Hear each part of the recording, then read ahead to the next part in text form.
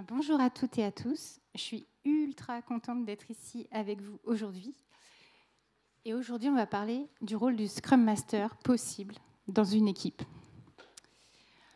Alors, je préfère le présenter au début, tous les sponsors qui, grâce à eux, on est là, parce qu'on a rarement le temps à la fin, en fait. Donc voilà, petit zoom sur tous les sponsors qui nous accompagnent aujourd'hui.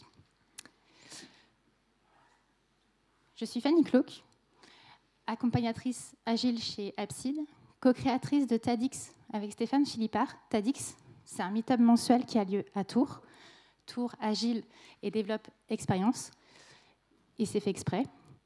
Et on a une ligne éditoriale complètement courbe. Donc, nous, le principe, c'est de partager autour d'agilité, du DevOps, mais pas que. Donc, quand on a des petites conférences qui nous plaisent, on essaye de les ramener dans nos valises à Tours pour faire profiter le public tourangeau. Et ça, c'est Bmax.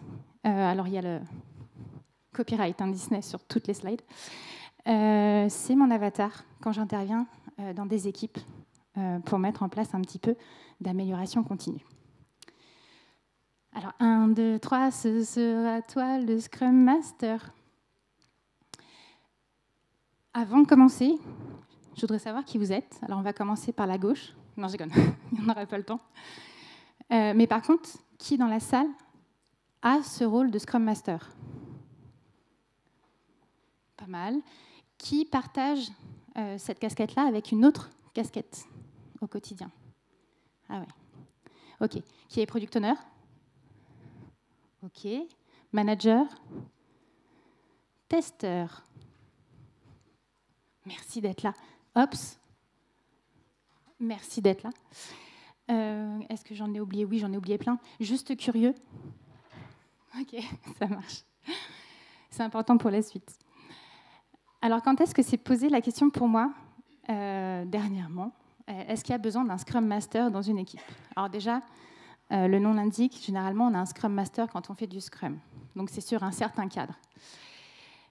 Et bien moi, la dernière fois que la question s'est posée, c'était à la sortie d'une autre conférence qui s'appelle le Devox.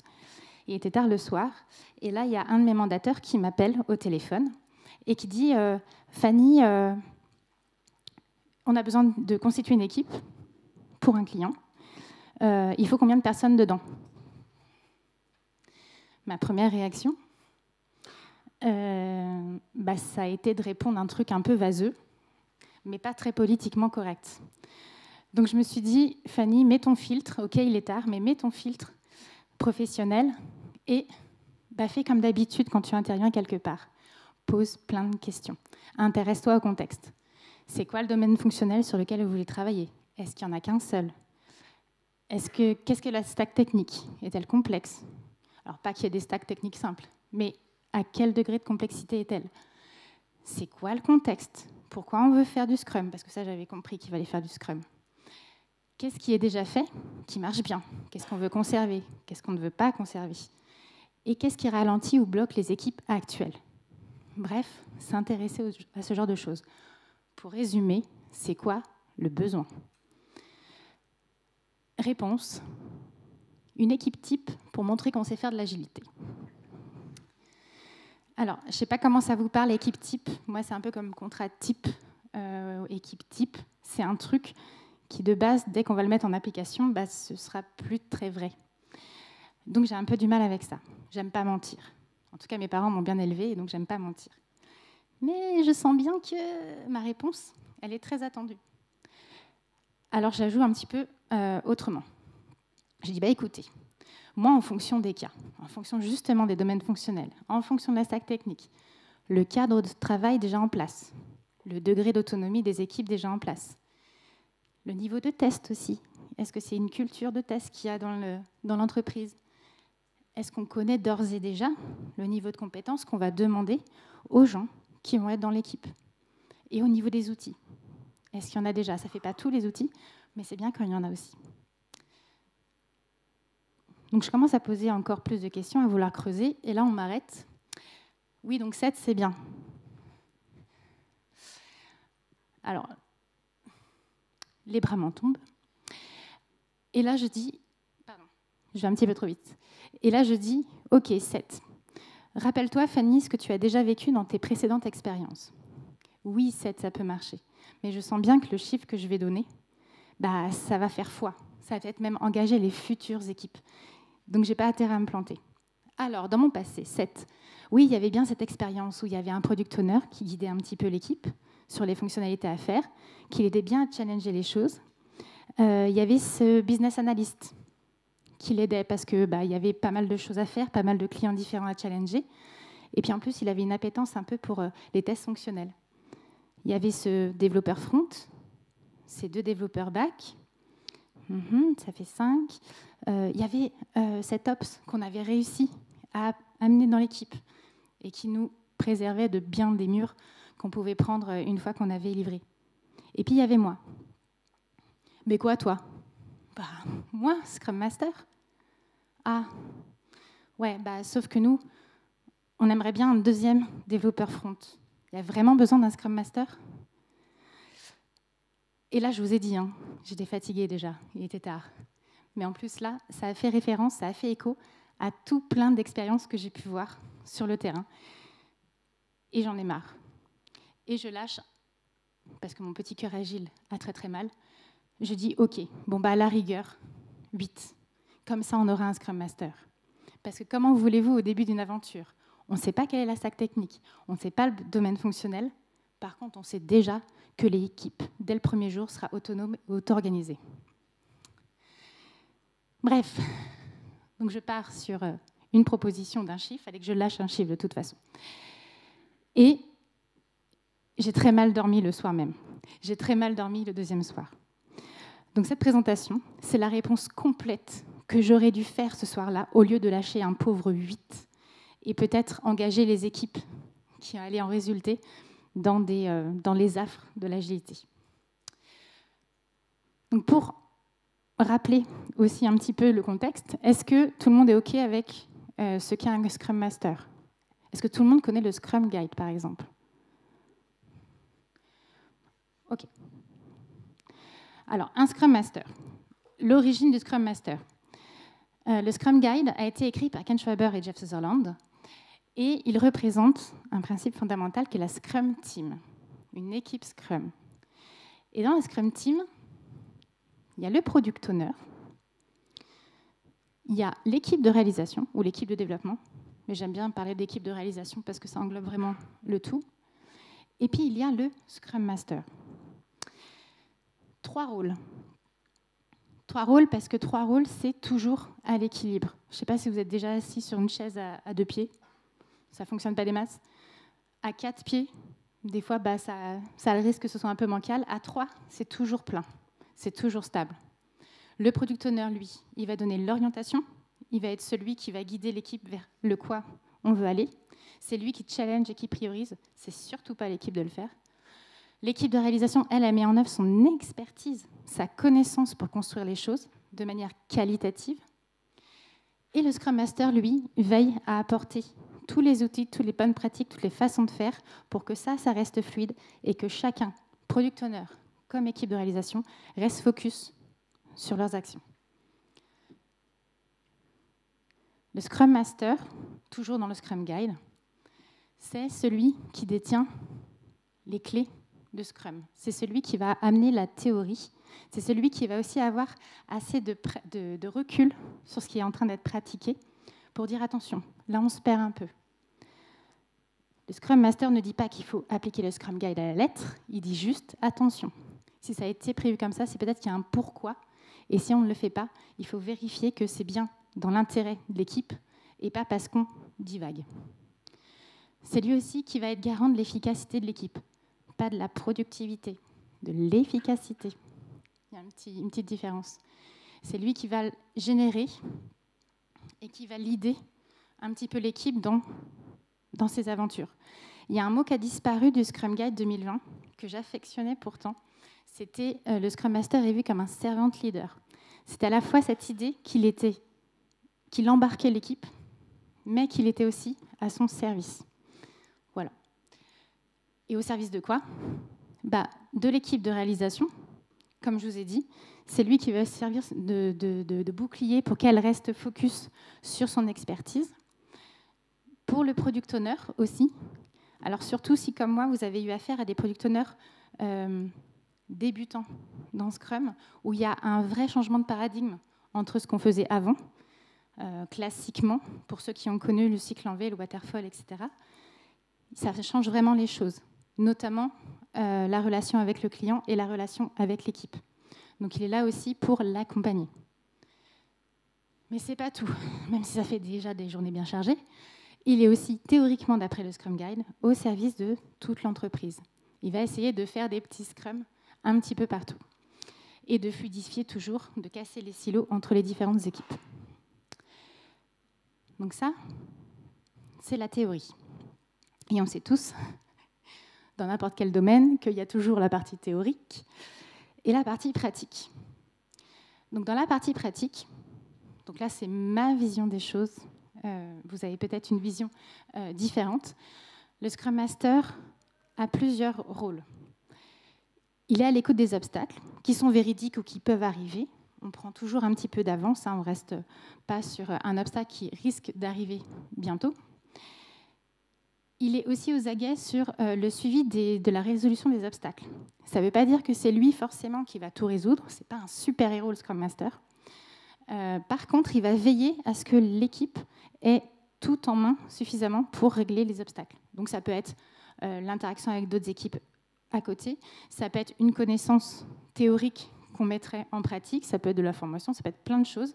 En tout cas, lui, il est là pour veiller à ce que tout ce qui se réalise soit de qualité. Et j'insiste vraiment sur la qualité. Un Scrum Master qui n'aime pas la qualité, il passe à côté d'un truc phénoménal.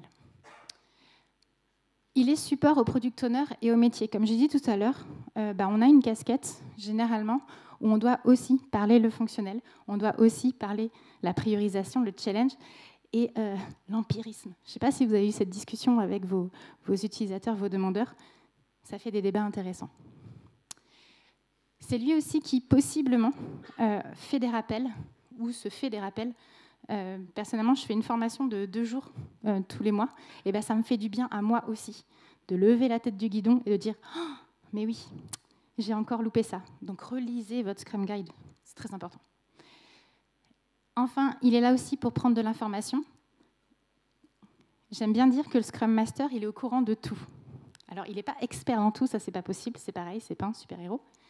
Mais il est là pour savoir où trouver à minima l'information. Le bon contact, la bonne équipe, la bonne façon de faire, la pratique qui existe qui n'est pas top et qu'il faut améliorer, toutes ces petites choses-là.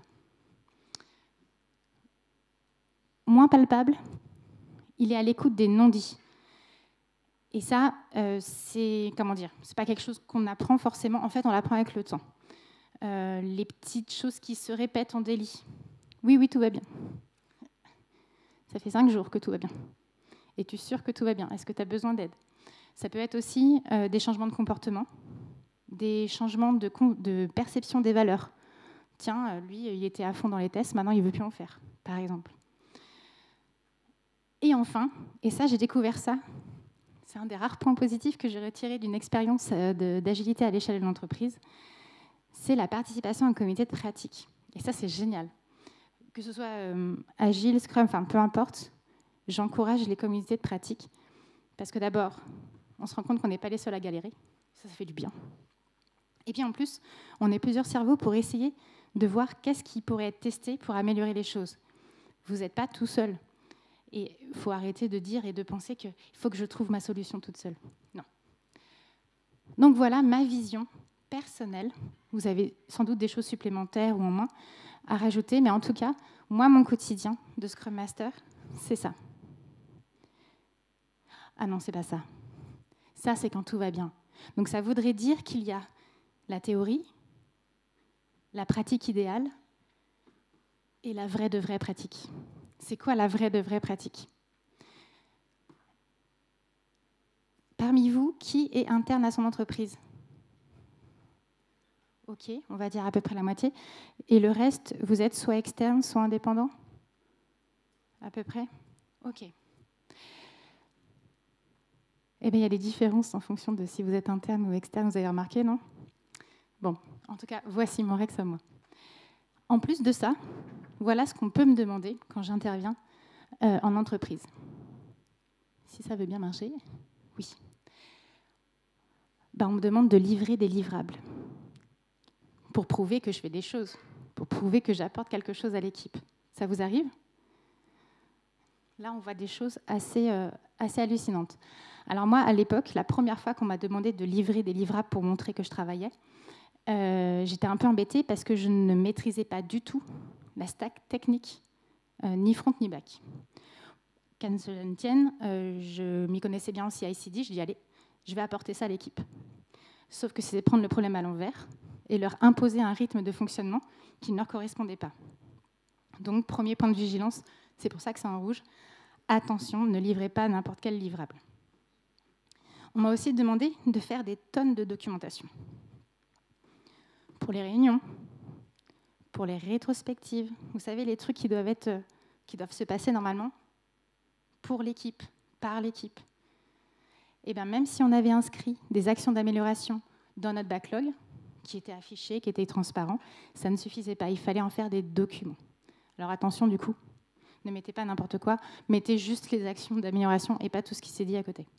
Il faut respecter l'intimité de l'équipe. Ça passait aussi par faire des tonnes de documentation sur les réunions qu'on faisait.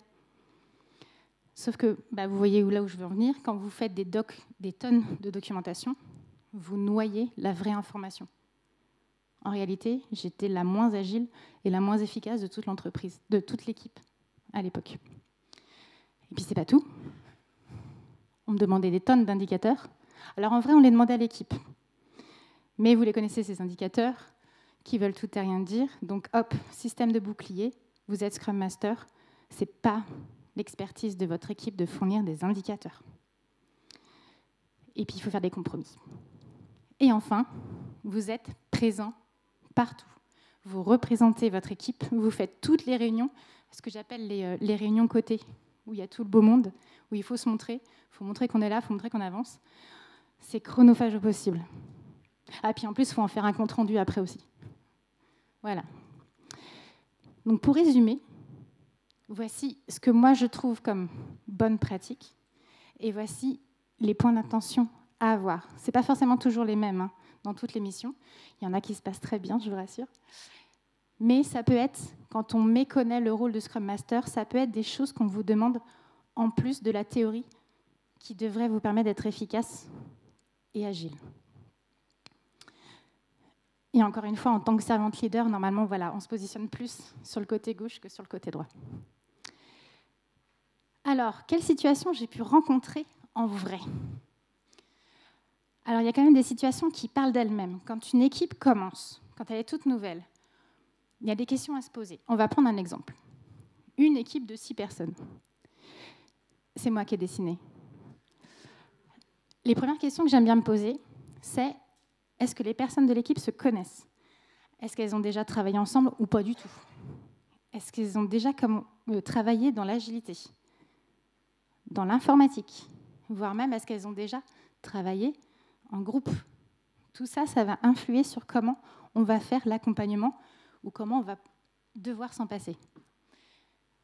Est-ce qu'elles se reconnaissent entre elles ? C'est-à-dire que chacun, forcément, va avoir une casquette différente, une expertise différente.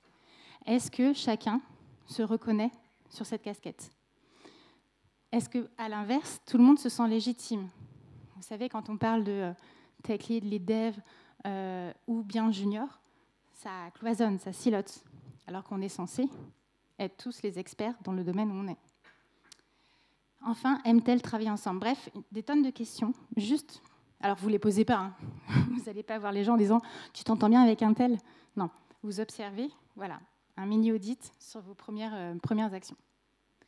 Par rapport à ça, vous allez voir déjà s'il y a... alors moi, j'appelle ça du lien, mais j'ai vu un petit mot qui me plaisait bien sur les réseaux dernièrement. Est-ce qu'il y a déjà de la glu entre les participants ? Ou est-ce qu'il y a, au contraire, besoin d'en créer ? Je suis désolée, je suis fan de Disney, il faut que j'emmène partout. Pourquoi on se pose cette question-là ?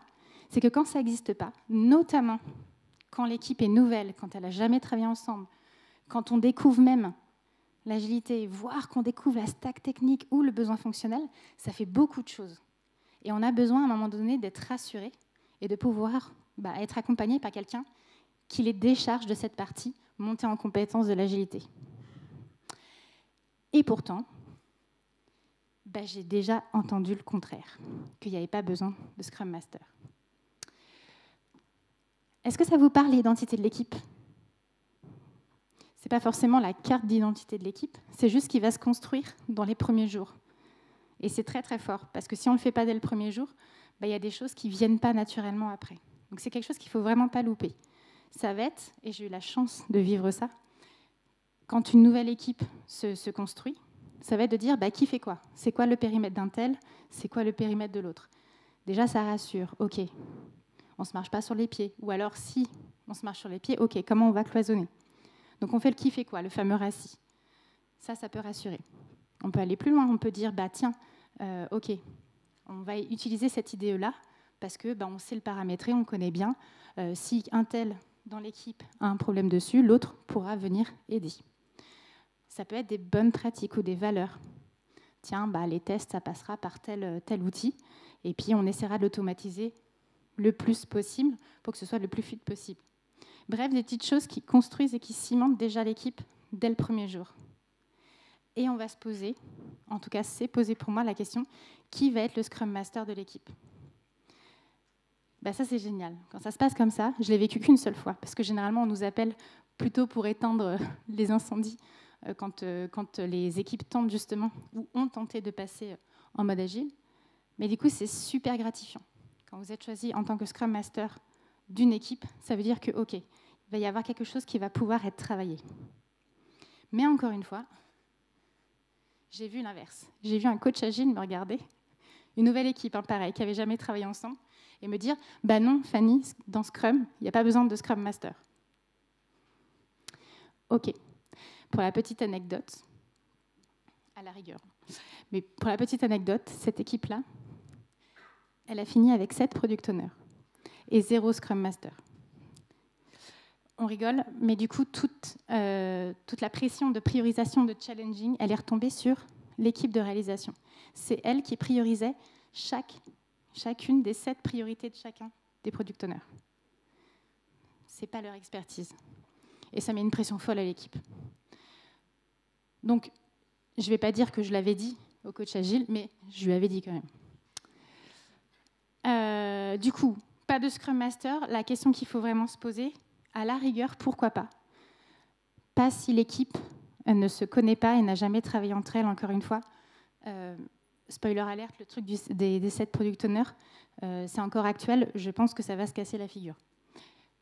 Donc pourquoi pas de Scrum Master s'il y a au moins quelqu'un qui les accompagne, un coach agile, un formateur, un manager qui a déjà trempé dans l'agilité à la rigueur, ça peut faire l'affaire pour lancer, pour embarquer, encore une fois, servant leader. Ou quand l'équipe est habituée, se connaît bien. Parce que sinon, ça demande une montée en compétences énorme sur l'agilité, mais possiblement, si elle est toute neuve, sur la stack technique, domaine fonctionnel, etc. Donc attention, autonomie et auto-organisation qui sont réclamées aux équipes agiles, ça ne se fait pas en une journée. Et ça doit se faire de manière accompagnée. OK, donc pas de Scrum Master, on a vu. Est-ce que ça peut être un rôle tournant ? Est-ce que vous avez ça, les rôles tournants ou pas ? Personne n'a testé ça ? J'ai un ami qui a fait rôle tournant et ça marche plutôt bien. Alors, deux façons de faire, effectivement. Tu me diras, du coup, dans quelle situation tu te trouves. Il y a la situation où personne ne veut vraiment faire de Scrum Master. Vous avez fait du suivi de production ou pas dans votre vie, niveau 2 ? Non ? Personne ? Philippe, un petit peu. Le suivi de prod dans une équipe de dev, on se rejette un peu le fardeau et on fait tourner généralement. Donc c'est tous les 2 jours ou toutes les semaines, voilà. Et on se rejette le fardeau. Et encore une fois, le mot fardeau, il est choisi. Parce que c'est jamais très agréable de devoir récupérer les bugs que nous-mêmes avons produits pour les résoudre. Nous, devs, on préfère partir d'une page blanche, créer, se casser la tête, résoudre des problématiques. Donc, suivi de prod, c'est pas top. Là, c'est pareil. Soit par méconnaissance du rôle, soit parce qu'au contraire, on sait ce que c'est. on ne veut pas se rajouter une casquette supplémentaire en tant que dev, test, etc., on va faire tourner le rôle. Spoiler alerte, quand on impose quelque chose, que ce n'est pas vraiment choisi, que ce n'est pas vraiment ressenti, ça ne marche pas très bien. J'ai vu par contre, et tu me diras si c'est ça, j'ai vu le rôle tournant sur des personnes qui étaient motivées à le faire, ou à minima à le découvrir. C'était un peu biaisé parce que c'était sur le départ d'un Scrum Master, moi en l'occurrence. Donc c'était des gens qui voulaient reprendre ce rôle, une équipe assez mature, j'aime pas ce mot-là, une équipe qui se connaissait bien et qui connaissait les principes d'amélioration continue et qui voulait en permanence s'améliorer. Là, c'était plus intéressant. Et là, c'était sympa. Mais il y a quand même des limites à ça. Imaginez-vous être partie prenante de cette équipe-là. Peu importe, vous êtes le client de cette équipe. Vous êtes celui qui va aider au niveau, je ne sais pas moi, il y a besoin d'une connaissance en système et réseau que n'a pas l'équipe. Vous devez intervenir ponctuellement. Normalement, vous pouvez passer par le Scrum Master pour parler à l'équipe. Là, si ça change tout le temps, comment vous faites? Vous mettez un post-it? Bon, c'est pas très efficace. Mais encore une fois, ça peut fonctionner. Mon ami le faisait par sprint, donc en fait tout le monde le savait pendant tout le long du sprint. Bien, retenez. Pour ceux qui sont très loin, l'organisation par sprint. Alors oui, je ne l'ai pas dit, c'est bien de le faire comme ça parce que du coup, tu es dédié, tu es focus. Ça évite de devoir se poser la question, si j'ai une urgence, un bug, une nouvelle fonctionnalité à faire, ou une demande d'aide d'à côté, qu'est-ce que je privilégie? Et c'est toujours de toute façon la question qu'on se pose quand on a plusieurs casquettes. Comment ne pas devenir schizophrène? Qu'est-ce que je choisis si les deux priorités arrivent ensemble? Donc, par sprint, c'est plutôt pas mal. Donc, ce qu'il faut retenir, du coup, je me permettrai de dire que c'est mon idée, je vais le rajouter sur la slide. Le rôle tournant, oui, s'il y a un intérêt, si ce n'est pas imposé, forcément, et si le périmètre est défini. Et ça fait partie, du coup, du périmètre défini. J'en connaissais aussi qui se faisaient des arbres de décision, parce que ce n'était pas par sprint pour le coup. Voilà, si telle chose m'arrive en même temps que telle autre, je choisis celle-là, pour optimiser la prise de décision quand ça se présentait. Attention toujours à la montée en compétences que ça nécessite. Attention au cumul des casquettes. Et surtout au switch des contextes et des priorités. Mais ça, c'est comme tout, vous savez, surtout ceux qui ont une double ou triple ou quadruple casquette. Le temps de se remettre dans un contexte alors qu'on était à fond dans un autre, ça prend du temps supplémentaire. C'est ultra chronophage, c'est pas forcément super efficace. Et enfin, ce que j'ai dit, attention aux relations externes, bien afficher qui est qui au moment venu pour ne pas perdre vos contacts. Le tech lead. Alors, tech lead ou lead dev, ça dépend vraiment des entreprises dans lesquelles vous intervenez. Au début, j'étais un petit peu sceptique parce que je me suis dit, il y a déjà beaucoup de choses à faire. Et ce qui est vrai. Et puis, en fait, j'ai eu 2 occasions de pratiquer des tech leads. Facilitateur sans le savoir, en fait. Et ça pouvait plutôt se passer bien. Un tech lead, il a une appétence pour la qualité de base. Enfin, je ne connais pas de tech lead qui disent non, moi la qualité, je m'en fiche, je livre n'importe quoi en prod. Donc, il a déjà ça pour lui. Il est un interlocuteur privilégié au sein de son équipe. Typiquement, c'est lui le peer reviewer privilégié quand il y a quelque chose un peu moins basique que d'habitude, à valider, à relire, etc. Donc déjà, l'équipe, là comme référence, là comme interlocuteur privilégié. Et puis aussi au niveau des contacts externes. Généralement, c'est lui qui va participer aux réflexions transverses qui peuvent avoir lieu pour des refontes de stack, pour l'arrivée d'un nouveau produit, pour tout plein de choses. Et c'est lui aussi qui va porter la voix de l'équipe à l'extérieur pour revendiquer justement s'il y a des besoins d'amélioration transverse. Donc on pourrait se dire que par rapport à tout ça, déjà, il pourrait se rajouter la casquette de Scrum Master sans forcément se rajouter de tâches supplémentaires. Alors, à Agile Grenoble, en 2019, vous avez reçu ce monsieur, que j'aime beaucoup, qui s'appelle Baptiste Lecoq, et qui a fait une conférence « Le Scrum est une fenêtre ou bien un mur ». On l'a reçu, du coup, un petit peu avant à Tours, et on avait une discussion passionnante. Et ce que j'aimais bien dans ce qu'il disait, c'était que, justement, de mémoire, il avait une petite équipe, donc qui se connaissait bien, qui avait un historique, je crois, de 2 ou 3 ans. Donc en mode routine, le rôle de Scrum Master, c'était même pas un rôle, c'était juste que les actions étaient diluées dans l'équipe. Au niveau amélioration continue, ils étaient plutôt aware. Ils savaient aussi techniquement comment résoudre la plupart de leurs problématiques. Et en fait, ils étaient rodés. Par contre, quand il y avait l'arrivée d'une nouvelle personne ou le départ d'une nouvelle personne, là, ils reprenaient en tant que tech lead la casquette de Scrum Master pour remettre en place un cadre rassurant et constructif pour, rappelez-vous ce que j'ai dit tout à l'heure, pour constituer une nouvelle identité d'équipe et des nouvelles habitudes. Une nouvelle personne, une personne en moins, ça vous bouleverse le fonctionnement d'une équipe. Donc c'est important de revenir aux fondamentaux à ce moment-là. Quelqu'un d'autre aussi en a parlé. C'est Liz Kennel au JUG Summer Camp 2021, dans Lead Dev 3 ans d'XP à l'heure. Ça a été capté, donc je vous invite à aller le regarder. Et elle, c'est un peu pareil. Elle présentait le rôle du tech lead comme à la fois référent technique, coach, facilitateur, formateur et lien extérieur. Le bingo du Scrum Master. La seule alerte qu'elle remontait, c'était que bien entendu, ça fait beaucoup de choses, ça fait beaucoup de casquettes.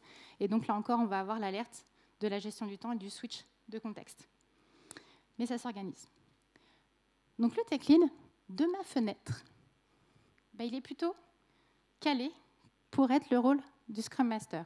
Au niveau de la qualité, le fait d'être un interlocuteur interne privilégié et aussi externe par rapport à son équipe. Encore une fois, une petite alerte au niveau de la gestion du temps et des priorités et du cumul des casquettes. Généralement, et bien sûr de la personnalité. Mais on ne choisit pas, on ne force pas un tech lead comme on a dit tout à l'heure. Il faut que ce soit voulu, il ne faut pas que ce soit imposé. Et ça me fait penser aussi du coup au niveau de l'expérience du tech lead. Laissez-lui le temps de monter tech lead, ne lui imposez pas d'être Scrum Master tout de suite. Ce sera à toi, Product Owner. Vous avez connu ça? Product Owner / Scrum Master? Respect total. Alors, Product Owner, oui, pourquoi pas. Comme il connaît son rôle dans le Scrum Guide, il a, je pense, lu le Scrum Guide, il est même peut-être certifié Product Owner, donc il connaît bien son rôle, celui des autres, donc celui de Scrum Master. Donc théoriquement, ça peut le faire. Rappelons juste ce qui est écrit dans le Scrum Guide. Le Product Owner est responsable de maximiser la qualité du produit, la valeur du produit, afin de satisfaire les utilisateurs au travers du travail de l'équipe de dev. Le Scrum Master, quant à lui, c'est celui qui va embarquer l'équipe et son organisation vers plus d'agilité, de fluidité, d'amélioration continue, de cassage de silos. Donc même, je préviens parce que ce n'est pas tout blanc, tout noir tout le temps, mais quand une seule personne doit faire tout ça, à un moment donné, il y a quand même quelques petits dilemmes. Est-ce que je privilégie mon produit, quitte à essayer de maximiser, de challenger l'équipe pour faire un max de fonctionnalités en fin d'itération, ou est-ce que je privilégie l'équipe, son amélioration, ses interactions, ses process, ses outils? Est-ce que je privilégie la quantité plutôt que la qualité? Est-ce que je m'intéresse plus à la valeur business ou à mettre vraiment, véritablement de l'amélioration continue dans tout ce qu'on est en train de faire? Encore une fois, c'est jamais tout l'un ou tout l'autre. La preuve, c'est que le product owner, normalement, il est responsable de la qualité de ce qui est produit. Mais il peut y avoir des moments où on peut se poser la question de qu'est-ce que je privilégie. Et d'ailleurs, pour ceux à qui j'ai demandé un témoignage par rapport à ça, je les remercie parce que moi, j'étais persuadée que la difficulté dans ce rôle, et vous me direz du coup tous les deux, dans ce double rôle de Product Owner Scrum Master, je pensais que c'était la double charge. En fait, ce n'est pas que ça, la problématique. C'est surtout qu'est-ce que je fais dans la situation où, un peu schizophrène, je dois faire soit l'un ou soit l'autre, mais je n'ai pas d'entre-deux. Donc c'est vraiment le point de vigilance à avoir. Généralement, les 3 personnes que j'ai interviewées pour ça m'ont toutes les 3 dit plus jamais. Donc j'aimerais avoir vos retours à vous. C'est très peu, 3 retours. Donc, oui, le Product Owner, il s'y connaît en mode agile. il peut s'y connaître en mode agile. Il a une attention accrue à l'alignement des besoins et des réalisations. Donc pour l'instant, on coche bon. Mais attention, toujours pareil, gestion du temps, des priorités, cumul des casquettes et les fameuses situations contradictoires qui peuvent arriver au quotidien. Le manager, vous avez vécu ça? Un manager Scrum Master? Moi non plus. Alors, mais la question se pose, vous allez voir pourquoi. Le manager, donc ça c'est des extraits de mes formations. Les gens qui en ressortent, ils en peuvent plus de Disney. Certes, le manager, j'ai jamais vécu comme étant le facilitateur d'une équipe. Par contre, quand j'interviens, je me retourne toujours vers lui pour que ce soit mon facilitateur plus plus.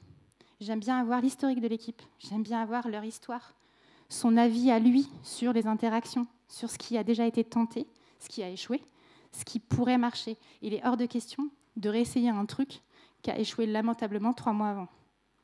Donc j'aime bien faire appel à lui. Et puis surtout, quand l'équipe n'est pas autonome à trouver ses propres solutions, parce qu'elle dépend d'autre chose, généralement c'est lui qui a des leviers un peu plus stratégiques, un peu plus financiers. Donc il faut vraiment qu'il soit à côté. Petite note aussi, j'ai vécu qu'une seule fois le fait que le manager soit dédié à une équipe entière. Généralement, il a d'autres membres de son équipe dans d'autres projets ou d'autres produits. À l'inverse, une équipe entière dépend rarement d'un seul manager. Donc ça complexifie un peu les choses. Autre petite anecdote, parce que je n'ai pas vécu le manager Scrum Master, mais j'ai vécu autre chose. Dans ma petite année d'expérience dans un cadre de travail pas très sécure, j'ai accompagné 2 équipes. Je ne sais pas si vous connaissez Safe. Safe, très simplement, c'est pas possible très simplement, mais au niveau des équipes, c'est du Scrum, presque. Donc j'ai accompagné 2 équipes Scrum, et en fait, c'était une équipe dans un train beaucoup trop gros, et le LACE, qui est l'équipage de coach agile qui nous aide à mettre tout ça en œuvre, était un peu inaccessible. Je les ai rencontrés au bout du 9e mois, je crois, de ma mission. Donc j'avais pris sur moi, rappelez-vous, le rôle du Scrum Master, c'est aussi d'accompagner le reste de l'entreprise. J'avais pris sur moi, du coup, parce qu'il y avait beaucoup de boulot à faire, d'aider aussi le manager, parce que la situation n'était pas tip-top. Donc me voilà embarquée gaiement dans une aventure que je ne connaissais pas. Et ça s'est plutôt bien passé, d'un point de vue Scrum Master. Parce qu'un Scrum Master, s'il n'y a pas de problème, ça ne se passe pas bien. Il n'a rien à faire. Donc pour moi, ça se passait très bien. Et puis, je pars un week-end un vendredi soir, comme tout le monde. Et puis le lundi matin, on m'annonce qu'il y allait avoir un nouveau coach de train, un coach agile. Et là, je me dis, yes! D'abord parce que je vais apprendre, je ne connaissais pas moi tout ça. Donc il va beaucoup m'apporter. Et puis surtout, il va être un relais dans l'accompagnement du manager. J'avais suffisamment à faire avec mes 2 équipes. Donc je m'étais dit, il va en plus me soulager au quotidien. C'est cool. Et puis lundi après-midi, on annonce le nom du nouveau coach agile. C'était mon manager. Donc j'ai été coachée par un manager qui, la veille, était coaché par moi. La différence entre théorie et pratique. Mais sachez que, pour prendre un petit peu de recul sur les choses quand même, le rôle du manager est super compliqué là-dedans, parce qu'il n'a pas de case à lui. Donc il faut forcément qu'il trouve un endroit où se placer.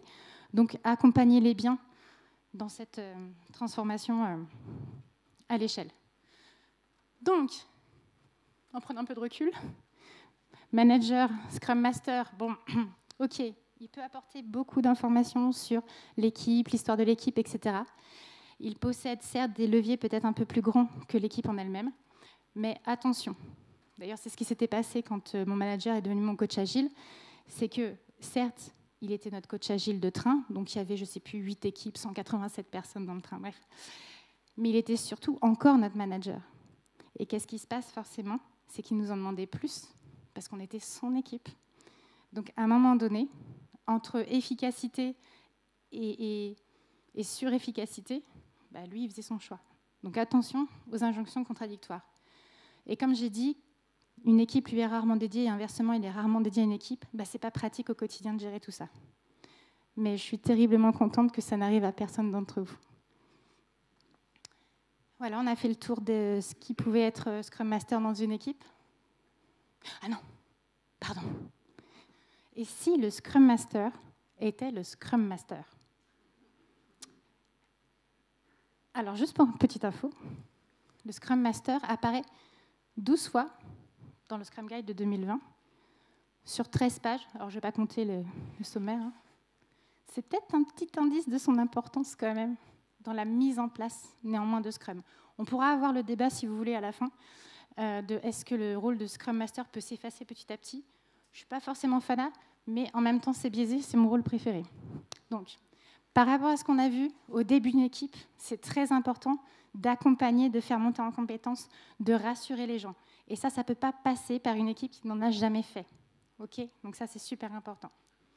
D'autres questions qu'on peut se poser sur un Scrum Master, interne ou externe? J'ai vécu les deux. J'ai vécu les trois. J'ai vécu interne. C'est plutôt pas mal parce qu'on n'est pas forcément sursollicité. On ne me demandait pas de faire les mauvaises pratiques que je vous ai listées en rouge tout à l'heure. Mais pas forcément écouté non plus, parce que j'étais quelqu'un d'interne, qui s'était auto-formé. Donc pas de légitimité. Externe, deux façons de voir les choses. La façon que je vous ai montrée tout à l'heure, pour l'avoir vécu, surproduire, livrer des livrables systématiquement, parce que pas de confiance peut-être, un petit indice. Deuxième chose, vous êtes externe, vous coûtez plus cher, vous venez moins souvent, vous êtes écouté, profitez-en. Et c'est très important. Et ça, c'est super agréable. D'abord parce que vous avez la confiance, et puis ensuite parce que vous avez toute légitimité de passer votre temps à être efficace, ce qui est normalement demandé à une équipe agile. Dédié ou partagé? Là aussi, j'étais un peu sceptique au début, parce que je découvrais aussi le truc. Si je n'avais pas été dédiée à ma première équipe, je ne sais pas comment j'aurais géré mon emploi du temps. J'aurais eu trop de priorités en même temps. Mais partager, ça peut se faire.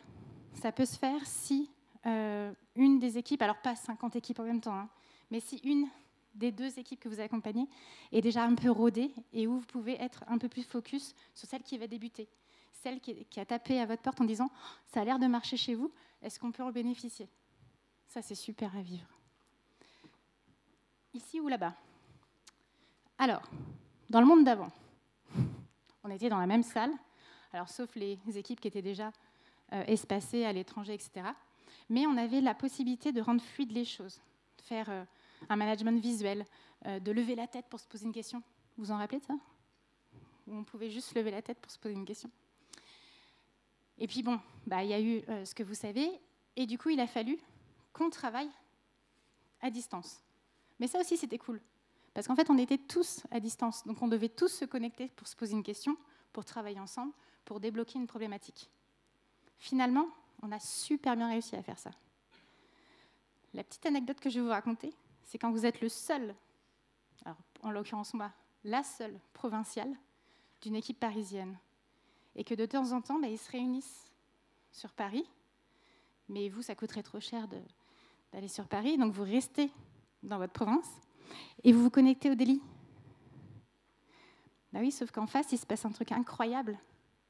Les gens se parlent en vrai. Ils vont prendre un café, ils font leur daily, et c'est super. Et c'est super. Par contre, vous, vous attendez bêtement de votre messagerie instantanée. Et voilà, et vous n'avez pas les infos. Et pour un Scrum Master, ne pas avoir les infos, bon.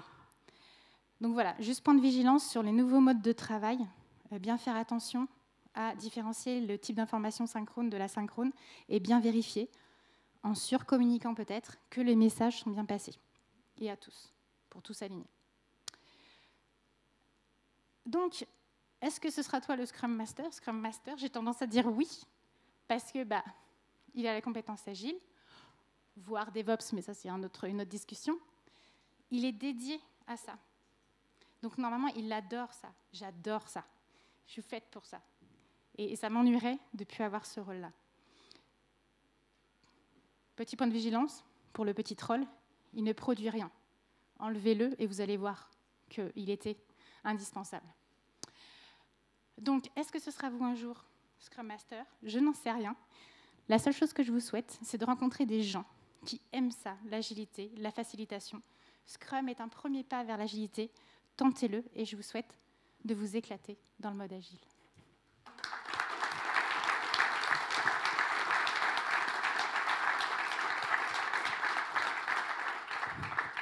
Je ne sais pas s'il y a du temps pour des questions, discussions, avis, retour d'expérience. C'est fini, on me fait signe. Je suis à votre disposition.